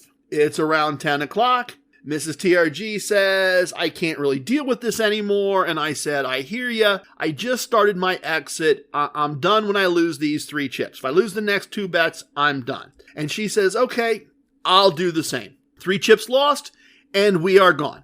We agree on that. And we played and put up with our African friend for another 3 hours. Around 1 a.m., we finally lost those chips and the chips that they had created in expanding our play stacks as I had described to you earlier. And having put up with our African friend while more than tripling our original exit money amount, we decided it was time to leave. We had hit our condition, we had executed our 3-chip exits perfectly, and we were out. We have a rule. Mrs. TRG created it. I have always followed it because she is the radiant goddess of casino combat. You don't leave when you were winning. Even if you have to hear the same story from your African friend over and over and over again. Even if he is disrupting the game, running around the casino, throwing himself on the floor in convulsions, generally acting the fool. You keep playing until you finish your exit. And that was the exit I told you in the last segment that I was going to tell you about. And full credit to Resorts. Despite the fact that what this gentleman was doing, the drinks were plentiful and arrived on a regular basis. In fact, so regularly at one point, Mrs. TRG finishes her drink And as she looks up, she sees that the waitress is handing her another drink. And after the waitress walked away, Mrs. TRG looks at me, she goes, "Did you program her?" And I said, "Well, yeah, kind of. Isn't that part of my job description?" To which she replied, "How?" Little worried and concerned. I said, "Oh, no, hon, it's easy. Large first tip and the statement, 'Keep them coming as long as we are sitting here.' Programming complete. Download finished. Waitresses know where to find the tips any given night." Not a problem. It was just fun to see her go, "Did you program her?" Yeah, I did. The next day, Mrs. TRG did a beach day. And it was ironic because she sent me a picture and I realized that the beach umbrella she was using, the towel, the beach bag, and the water bottle she had taken to the beach were all casino gifts from various casinos. Things we had been given for gambling with them, now put back in our life to help us enjoy our casino lifestyle. These were things we didn't have to buy at the beach or buy at all. These are things we just have that are useful for a beach vacation. When we left, oh, wait, I almost missed it. Wow, that's the problem with notes, not memories. So while Mrs. TRG was at the beach, I went next door to the Hard Rock. I took an approach that said we checked into resorts, into our comped room. We had a great dinner, which we charged to the room. We had a great room service breakfast delivered, which we charged to the room. Mrs. TRG got ready to go to the beach. I got ready to spend the day in the casino. We took our bags up to the car. We locked them up. She went out to the beach with her free various casino beach gifts, and I walked down the boardwalk just a little bit to go to work at the Hard Rock so that Hard Rock will potentially start to send us some better things. And because the Hard Rock there has a reward system that is now just recently part of the reward system at the Hard Rock property, the Mirage in Las Vegas, and is part of the same reward system that we used when we were near Miami in Florida, near Fort Lauderdale, at their big guitar hotel there when we gambled there. So I'm starting to put together what will hopefully be offers from various Hard Rock properties. In fact, our Mirage offers are already great. We may use those coming up here in October. But once again, layers upon layers, lifestyle upon lifestyle. While Mrs. TRG is enjoying the beach, something that's not particularly my most favorite thing to do, although I do it from time to time, I went over, went to work, did the equivalent of 3 or 4 days at my local casino, won a nice block of cash, more than enough when the credit card bill shows up. See, there's that MGM credit card again. We used that to back our room at resorts. When we had dinner, we charged the dinner to our room. When we ordered room service, we charged the room service to our room. Those are not huge charges. These are not huge, fancy, expensive meals. But we charge all that to the room. I make the money at Hard Rock. The room charges go against the MGM card. When I get home, I pay the MGM card, and MGM gives us tier credits, free tax-free imaginary money, and free slot play the next time we're back at their property. We are layering together various casino techniques to make the next vacation possible without spending a lot of money. We checked into Tropicana. It's a property we absolutely enjoy every time we're there. We had been comped the first night. Let me get that right. We had a small amount expected. We were mostly comped the first night, mostly but not as comped the second night, Saturday night, fully comped on Sunday night in the Havana Tower, which is great. And as we're doing the check-in in the Diamond line, which is the third tier line, once again, taking advantage of things that we can do, we shortened up our check-in because they have a special line for people with our card or higher that shortens up the check-in process. And as we're doing the check-in, she says, "Oh, I see you have you in the Havana Tower, King, non-smoking. Is that right?" "Yeah, that's right. Okay, 3 nights. And I'm sorry, you didn't book and we don't have an ocean view room. I'm sure the view of the pool will be fine though. Or we can upgrade you to a medium suite, not just an executive suite, but we can upgrade you to a full 2-room medium suite with ocean views in the North Tower for $50 a night." Well, we immediately said yes. I mean, just rewind a few minutes. The money won at Hard Rock, the money won at Resorts, the money won at Borgata. We've actually stayed in this room like this, not exactly the same room, but a room like this in the North Tower before. We absolutely love it. I know people will say, well, why? You're not in the room. Why? You don't need to do that. It's just go, go, go, drink, drink, drink. Yeah, that's not how we do this. And I'm not talking down to people that only get to casino once a year or once every few years or every couple months, and they just go and party and drink and eat and gamble. Cool. You don't care about the room.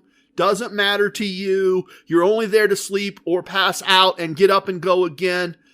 We actually do live in our room. We actually do hang out. I do a little work on the computer. We spend time together. We enjoy being able to sit there and have a glass of wine and a bourbon and enjoy the ocean. We don't have ocean where I live. We like to do that. We like to watch the sunset, right? We like to watch the sunrise. We like to watch all those things happen. Now we don't get up early enough to watch the sunrise. Don't let me kid you. More than happy to pay a little bit because once again, Caesars is going to give us tier credits for that. And they're going to give us free tax-free imaginary money for that little bit of spend. And then MGM is going to do the same thing. And that's what I wanted to do in this segment is run through that. And I think I've done that now. We're happy to pay for a nice room upgrade.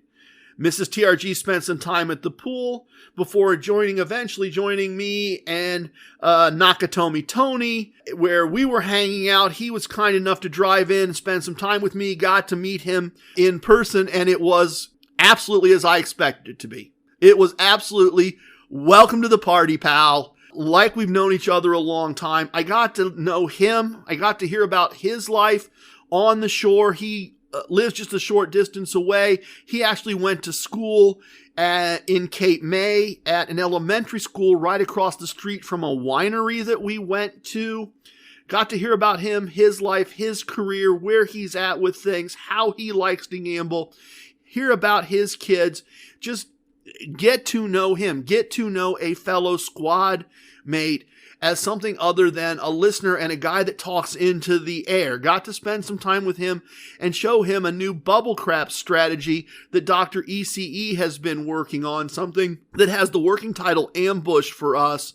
And I'll tell you about that in the future, but got to hang out with him, got to do that. Wonderful to meet him. We went down to Caesars for dinner. 3 bets at Caesars when we got there. We ate a comped dinner at Gordon Ramsay's Pub and Grill. Gambled a bunch of those free bets before seeing their new show, Hook. Hook is very adult, but very well done. A wonderful addition to the boardwalk, a wonderful addition to what Caesars Entertainment has to offer. So again, comped rooms, comped food, paid for the show tickets. That'll come back to us in points in some way. And the next day, we were expecting a visit from Equine Ensign, and I realized that I had foolishly somehow managed to hold on to some Borgata chips, and then in checking the app, if there's an app, you gotta get the app. From their app, realized they had given us from our play while we were there some additional free slot play, and we're not going to be back there for a while. So we went back to Borgata very quickly, cashed in our chips, spent a few minutes there, and got our free slot play, and then met up with Equine Ensign for an afternoon of drinks and appetizers and getting acquainted and getting to know him. We just had a blast. I mean, in fact, at one point he looked at his watch and went, oh, wow, we've been here a while. And we had been.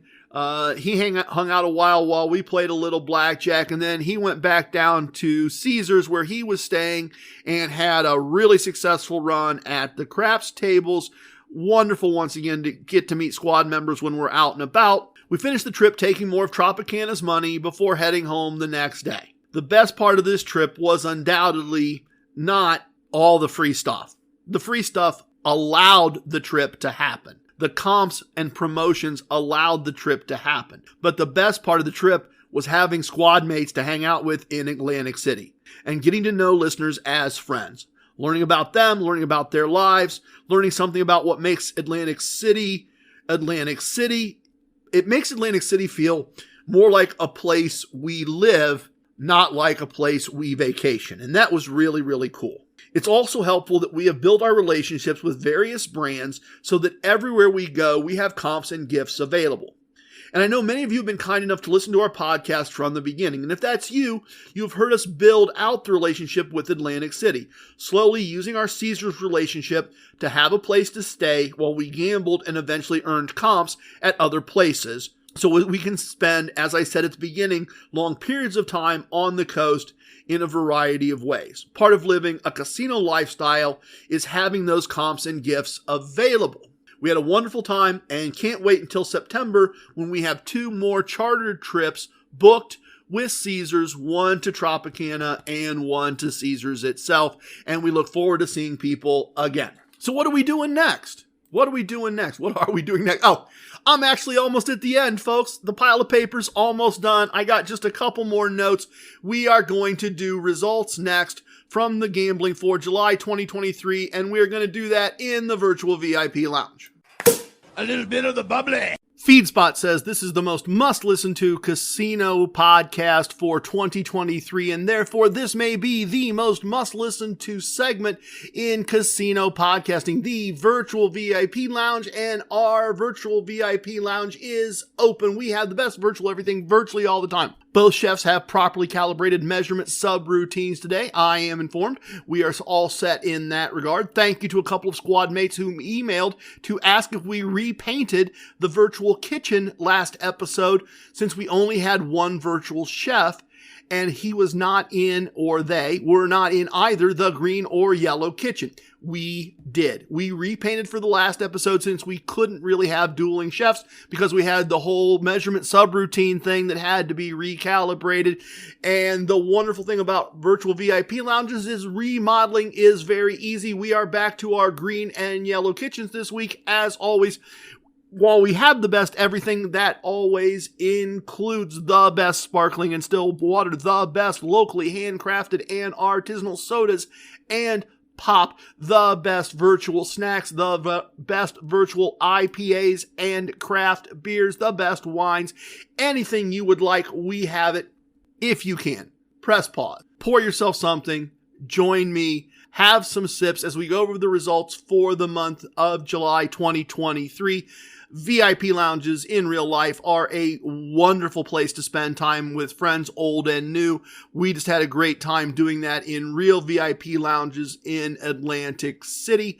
It is relatively early here. I am taking it relatively easy. I have an orange juice and a still water here, and I'm going to wrap this up, send it off to edit, and then get into the rest of my day. But please have some sips with me if you can. We're going to do results today. We are going to do results for the month, and we do this at the end of every month to follow the core concepts of casino combat and represent gambling for the month, not the table or the day. I always say that I am not bragging. I am not boasting. I am not trying to impress you.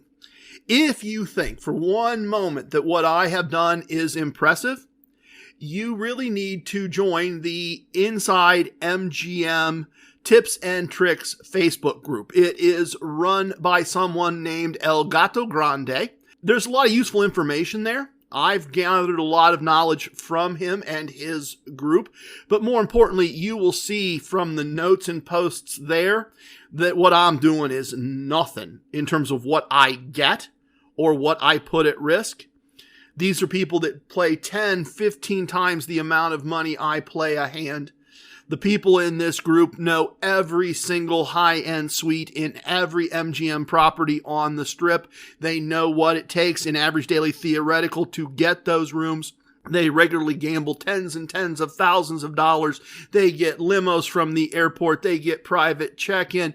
They get penthouse suites. They get sky suites. They get butlers. They know everyone by name. Everyone knows them. They will show you that this is nothing to brag about what I'm telling you. Absolutely nothing. And honestly, he's a good dude. He'll tell you his play is no big deal. that there are plenty of people that play way, way bigger than him and they get way, way better. There's always someone who's getting bigger comps than you. There's always someone who's getting smaller comps from you. As long as your comps are appropriate to what you're getting, that's fine. As long as what you're winning is appropriate to what you're putting at risk, that's fine. You do not need to try to chase what someone else is getting. You do not need to chase what I am getting. And what I try to do with these segments when we wrap up the month is let you see the winning and losing that happens, the comps and gifts that come from the winning and losing, and let you make your own choices about whether you should listen to some guy's voice on the internet whom many of you have never met. I'm telling you things that work for me or claiming they work for me. I ought to be willing to give you some representation of that and what that is. And I do that in what's called a day's pay. I have an amount of money I would like to make a day. An amount of money that, quite frankly, as long as I can do it most days, means I don't have to go get a real job. Other than doing this, going to the casino, and taking care of my very important IT clients. So I take it and I divide anything won, lost, received, spent, all of that, and I break it down to a day's pay, and I give it to you in days pay number. And that's what I'm going to do. If you are in a place that has a very high cost of living and you earn $5,000 a day, multiply my $1 a day number by 5,000. If you are someplace with a very low cost of living, $5, multiply my numbers by $5, and you will see what this money means as an impact to your life or as an impact to my life. The other thing I need to tell you is that technically, I have once again used my powers to change names and dates, in this case, dates, because technically this month didn't start till July 5th. I put the post-cruise results, or the results from the last day of the cruise and some time at the Hard Rock, into the previous month's results to kind of give the flow of the story. And I am once again giving you a month's results that's missing a couple days of wins, actually. If we were doing strictly a calendar, there are a couple more days of winning, but that's really just playing around the edges, if you will. So let's dig into it. Let's look at the results for the month. Let me pull up the spreadsheet here, and let's see what we have. Profit and loss from table games, and that would include video poker. There is a little bit of video poker in this. Profit and loss this month from table games, $29.55, rounded up. $29.55 in days pay. That was a dramatic pause. Yes, it was. You can live a casino lifestyle if you gamble less than 29 days of the month and you make more than 29 days pay. You're probably okay living a casino lifestyle. I played 55 blackjack tables. That number actually seems a little low. It does. 45 of them were winning tables. 10 of them were losing tables. I won plenty of money playing blackjack. I won a lot of money playing blackjack this month. Craps. I played no tables. I played no craps tables this month. Just the nature of the beast. I did, however, play 20 bubble craps tables. 13 of them were winning tables. 7 of them were losing tables. This is working through some of the details of ECE's new system. I did take a loss of 73 cents on the $1 a day scale. Not happy about it. Honestly, a little surprised about it. The idea that I played 13 winning and 7 losing tables and somehow don't have a cash profit, that was a little hard to believe. So I did dig into those numbers. I did pull those numbers up and I did look at them. And what I find is a couple of things. One, early in the month, I was playing around a little bit with exit points and exit numbers, positive exit amounts. So there was some experimentation here. This is a relatively new thing that I am learning and trying and doing and testing. So I guess first month of testing, not so good. First 20 tries, not so good. I also had a couple notes that said I made some mistakes. On at least 2 of the larger negative tables, I had a note saying that I had missed one of the techniques and that I should have had a small positive exit instead of a rather large negative exit. If you took those 2 mistakes out and replaced them with small wins, it basically comes down to break even for these 20 tries. So some of that's just the experimental nature of this whole thing. I did make 7 sports bets, 3 of them winning, 4 of them losing, and I lost 16 cents on the dollar a day scale. And what we're dealing with there, everybody, is just lots of travel, lots of time not making sports bets quite as much as I'd like to. I really need to get back to that and get back to that experiment. It just kind of floated down the list as I've been doing other things.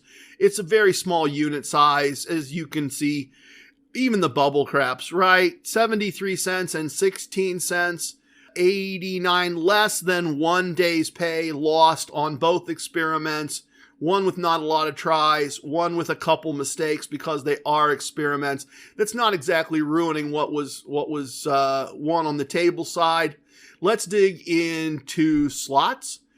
Our profit and loss from slots with cash, that is TRG Slot Strategy El Numero Dos from the Slot Tactics ebook, is $1.43 on the dollar a day scale. That is 21 winning machines. I'm sorry, that is 21 machines, not winning machines. That is 21 machines, 12 winning, 9 losing. It happened. I suspect a lot of it happened in Atlantic City. We tend to do slots a little more when we're on vacation. That's okay. It drives a lot of other good things. Let's look at the free slot play part of this. Free slot play, $1.69 on the dollar a day scale. Let's look at money won from the free slot play, $1.93 rounding up. So once again, if you take the materials in Casino Combat Slot Tactics, and if you apply both of them, and if you play with your money for some things, and you play the free slot play you are given as the result of that play, and admittedly other things, very often we see happen in our lives what has happened once again this month. If you take $1.93 won and subtract $1.43 lost, we still have a small cash profit from playing slots. As a synergistic thing, well, I'm not going to sit here with now years of data and suggest that if you use my slot strategy, you will win money consistently with cash every month. I will observe that we consistently seem to make a profit on the two types of play taken together. That gives us a profit or loss from gambling of all types of $30.04. Just a little over 30 days pay for a month of gambling. We had expenses of $6.73, giving us a profit or loss after expenses of $23.31 if I round up. What were those expenses for the most part? Those expenses were not tipping the waitress for water at my local casino. These were not the bourbon here or a bourbon there with Gabriel at my local casino. These are not the tips for the brunch at my local casino when it was comped. This is the hotel upgrade. This is the small parts they needed for the evenings that we spent. This is the tickets for the show. This is the meals that we ate that had to be paid for. These are several rounds of drinks that we really enjoyed with Equine Ensign. This is all the expenses of going on a vacation. We spent about 6, almost 7 days income to go on vacation, leaving us with a profit from gambling of $23.31 if I earned $1 a day. Love it. Love it. Don't know what else I can say. My game was really on. Everything was kind of going my way. I had lots of successes. Got a lot of things where I wanted them to be. Certainly a far cry from a bad vacation in April. Certainly much better than that. As for the rest of it, as I said, $23.31 profit and loss after expenses. We had comps of $8.68. We had no match bets. We had $1.30 in free bets. We had $1.03 in gifts. Take it all together, roll it all into one big ball. Take all the money won, all the money lost, all the money spent, all the comps, gifts, and everything we received value into our lives for the month of $34.80. You know, sometimes I say, oh, well, that's a Casino Combat win because even though we lost a little money, we got it back in comps and gifts. And that is a win. That is absolutely a Casino Combat win. And I'm very happy to take those if that's what we get. And if you've listened a while, you know that not every single result. As I said, just go back to April. Folks, if you're new and you're going, wow, he made the equivalent of a month's pay and paid for his vacation and he did all these cool things and he let his wife go to the spa. Not let. His wife got to go to the spa and spend money on that and they went to all these dinners and shows and you're thinking, wow. Then please also go back and look at April. Listen to April's results, whatever that episode was. But look at those on the website. There are months where we get beat up a bit and we get knocked around a little bit. And what we've won and what we've spent they don't match up. Take a look at December. My life was busy in December. The gambling didn't go super well and I didn't get to gamble as much as I usually do. And we just barely squeaked out a win. So take it in its entirety. Our core concept is to win money over time. To win money a month at a time, not a table or a day. And to an extent, if you're doing this as much as I do, it becomes do it for the quarter, do it for the year, do it for those types of things. But this is a really nice outcome. This is a really solid month. There is nothing but plenty of things to be happy about here. Please tip your waitresses, tip your bartenders, tip your dealers. If you have a host, tip your host. Don't tip away your wins. I have spoken. Everything you heard here is true from a certain point of view. In 10 years, we might find out I was wrong about all of this. It's time for leaving, and I hope you understand I was born a Ramblin' Man. Love it, hate it, it don't matter. Please share with your family and friends. Goodbye, everyone. Thank you for listening. Thank you again to the squad mates that took their time to join us in Atlantic City and hang around for the best part of the podcast.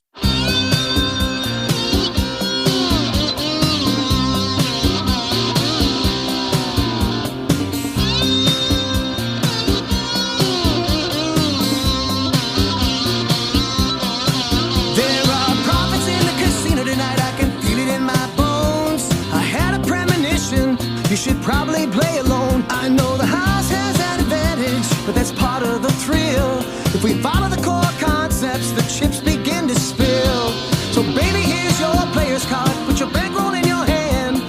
Use just some of that money now. Do it just the way we planned. Just follow the core concepts, and you could win several grand.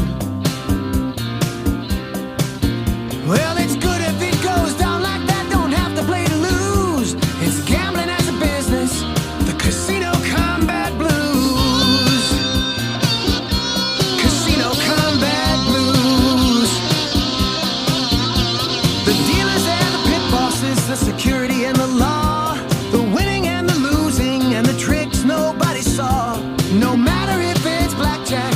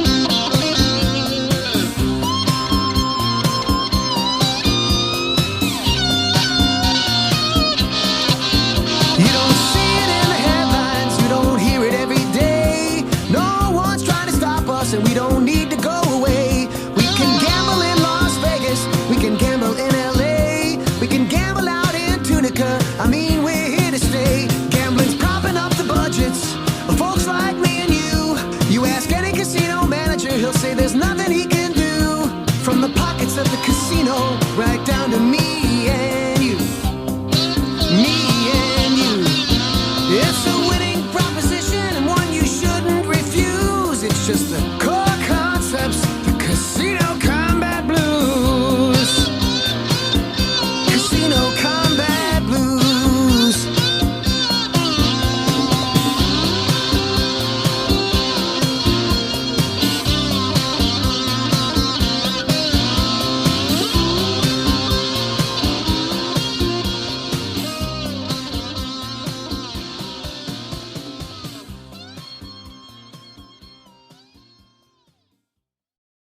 If we knew more about our sleep, what would we do differently? Would we go to bed at a consistent time or take steps to reduce interruptions to our sleep? With the all-new Sleep Score, Apple Watch measures your bedtime consistency, interruptions, and sleep duration. Then, every morning it combines these factors into an easy-to-understand score from 1 to 100. So you'll know how to take the quality of your sleep from good to excellent. Introducing the new Sleep Score on Apple Watch.